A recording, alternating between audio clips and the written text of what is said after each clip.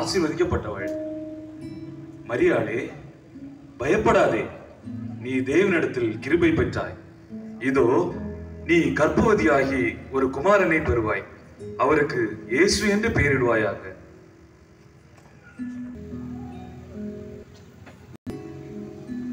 குமாரனாகிய யோசேப்பே, உன் மனைவியை எடுத்துக் கொள்ள ஐயப்படாதே. அவளிடத்தில் உற்பத்தியாயிருக்கிறது பரிசுத்த. அவள் ஒரு குமாரனை பெறுவாள். அவருக்கு இயேசு என்று பெயரிடுவாயாக.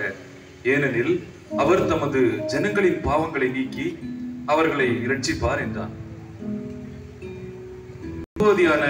மரியாளுடனே நாசரேத்திலிருந்து பெத்லெகேம் என்னும் ஊருக்கு போனான்.